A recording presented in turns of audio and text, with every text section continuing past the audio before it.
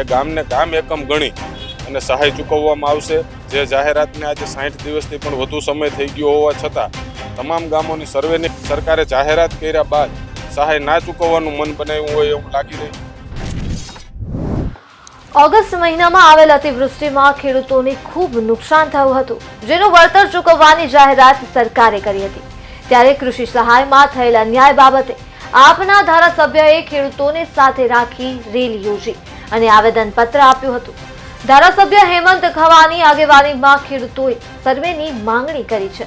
ઉપરાંત લાલપુર પંથકના ખેડૂતો સાથે રાજ્ય સરકારે અન્યાય કર્યો છે તેમ જણાવી કૃષિ મંત્રીએ કરેલી જાહેરાત પૂરી કરોના નારા લગાવવામાં આવ્યા।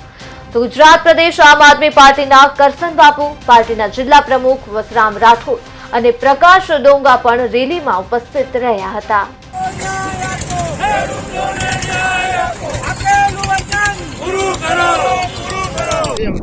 ચાલુ વર્ષે ચોમાસા દરમિયાન 2 વખત અતિવૃષ્ટિ અને લાસ્ટમાં ઓક્ટોબર મહિનામાં કમોસમી વરસાદથી ખેડૂતોની કમર તોડી નાખી છે। ત્યારે રાજ્ય સરકાર દ્વારા અગાઉ પણ જાહેરાત કરવામાં આવી હતી કે ઓક્ટોબર માસમાં જે ગામમાં 1.5 ઇંચ કરતાં વધુ કમોસમી વરસાદ પડ્યો હશે એ ગામને ગામ એકમ ગણી અને સહાય ચૂકવવામાં આવશે।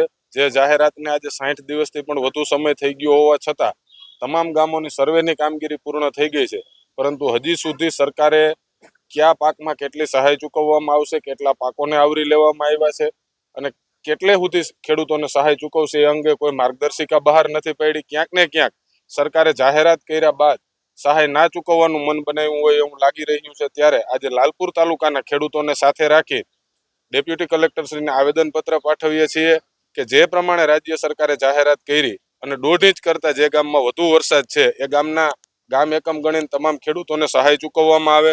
અગાઉના વરસાદ અંતર્ગત પણ જે સહાયો ચૂકવવામાં આવી છે એમાં પણ મોટા ભાગના ખેડૂતોના કાં તો નામ કમી કરી નાખવામાં આવ્યા છે, અન્ય ખેડૂતો પૂરી જાહેરાતના અભાવે સર્વે કરાવી શક્યા નથી। તો આવા તમામ ખેડૂતોને આવરી અને જ્યાં 1.5 ઇંચ કરતાં વધુ વરસાદ પડ્યો છે એ તમામ ગામોને સહાય ચૂકવવામાં આવે એવી આજે અમે સરકાર સમક્ષ માગણી કરીએ છીએ।